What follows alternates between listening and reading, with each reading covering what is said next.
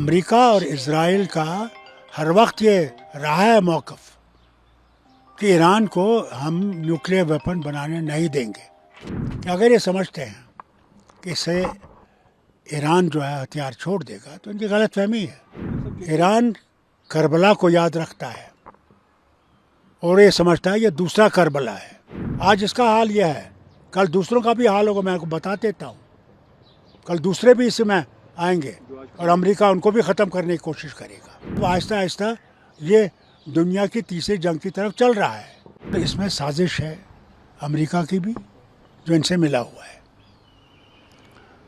ان کو غازہ چاہیے. وہ غازہ کچھ عیش کا علاقہ بنانا چاہتے ہیں جس میں ٹرمپ کی کمپنی کا ہاتھ ہے. اس لیے وہاں پہ بھی کون مارے جا رہے ہیں؟ جو وہاں کے رہنے والے ہیں. ہزاروں میں مارے جا رہے ہیں, روز مارے جا رہے ہیں. یہاں تک کہ یونائٹڈ نیشنز جنرل اسمبلی میں ریزولوشن آیا تھا کہ اس کو روکو, میں کوئی ماننے والا نہیں دکھتا. اب ایران کا حال ہے, ایران پہ حملہ کیا جا رہا ہے. سمجھتے ہیں کہ ایران کو دبا دیں گے, اور ایران پہ انہوں نے کہا تھا پہلے 2 ہفتے ہم سیز فائر کرتے ہیں, تب تک ہم دیکھیں گے, مت ہو سکتا ہے بات چیت سے حل نکلے گا. مگر ان کی یہ ہے کہ رجیم چینج کرنی ہے. کیا رجیم چینج کرنے سے کیا وہاں کوئی اچھی چیز بنے گی؟ کیا وہاں پہ کوئی اور چیز آئے گی جو ٹھیک ہوگی, اس سے بہتر ہوگی؟ تو جو ایران پہ آج یہ نیوکلیئر سائٹس پہ اور دیکھیے, یہ تو آج پہلی دفعہ نہیں ہے. امریکہ اور اسرائیل کا ہر وقت یہ رہا ہے موقف کہ ایران کو ہم نیوکلیئر ویپن بنانے نہیں دیں گے, نہیں دیں گے. اور اس پہ یہ لگے ہوئے ہیں.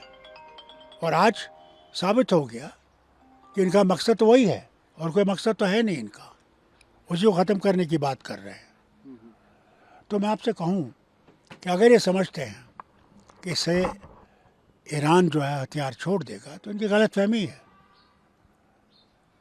ایران کربلا کو یاد رکھتا ہے اور یہ سمجھتا ہے یہ دوسرا کربلا ہے.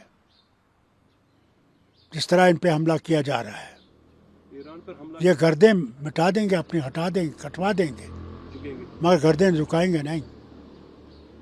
وہی تو حسین نے علیہ السلام نے بھی یہی کیا تھا. شہادت انہوں نے مانا نہیں. انہوں نے کہا نہیں, جو تم بربریت پہ ہو, میں بربریت کے خلاف لڑنے آیا ہوں. لوگوں نے بہت وعدے کیے تھے ان کے ساتھ لڑیں گے, 72 رہ گئے, مگر 72 میں سے ایک بھی نہیں بچا, مگر بھاگا نہیں. جھکیں گے. ان کے سر نیزوں پہ کھڑے کر دیے گئے. اس نے اسلام کو زندہ کیا. تو ایران پر اس طرح کا حملہ کرنا کیا ایک انڈیکیشن ہے کہ یہ ورلڈ وار کی طرف جا رہا ہے؟ انٹرنیشنل ہو سکتا ہے. افسوس تو مجھے اس بات کا ہے, مسلم ممالک جو وہاں پہ ہیں کہ وہ چپ چاپ بیٹھے ہو تماشا دیکھ رہے ہیں. آج اس کا حال یہ ہے, کل دوسروں کا بھی حال ہوگا. میں آپ کو بتا دیتا ہوں, کل دوسرے بھی اس میں آئیں گے اور امریکہ ان کو بھی ختم کرنے کی کوشش کرے گا. جو آج خاموش ہے, جو آج خاموش ہے, مگر مجھے پورا یقین ہے ان پر بھی باری آئی. کہ ان کی باری آئے گی, ضرور آئے گی. اگر آج نہیں جاگے تو پھر اللہ ان کو ہے بس انتظار کرے, ان کا وقت آنے والا ہے. انڈیا پاکستان کو تو ٹرمپ نے انٹروین کیا, یہاں کسی کی پاسبلٹی ہے کوئی انٹروین کرے تاکہ یہ دیکھیے, ٹرمپ کیونکہ اس میں انٹرسٹڈ ہے, اسے جس سے ہم امید کر سکتے تھے کہ وہ اس میں انٹروین کرے گا, وہی انٹرسٹ وہ خود اس میں ہے. یا اب اس کی دوسری جنگ ہے. ایک تو پہلے وہ یوکرین سے اور رشیا سے لڑ رہا ہے, اب یہ دوسری جنگ ہے. تو اس کا امپیکٹ اس کا مطلب آہستہ آہستہ یہ دنیا کی تیسری جنگ کی طرف چل رہا ہے. تو ہمارے ملک پر اس کا کیا اثر پڑ سکتا ہے؟ سب سے بڑا فرق تو یہ پڑے گا آپ کو. آج یہ کچھ بھی کہیں, تیل سب سے انہیں کے ہاں سے آتا ہے. جب وہ بند ہو جائے گا تو پھر ہماری اکانومی کو بھی سفر کرنا پڑے گا.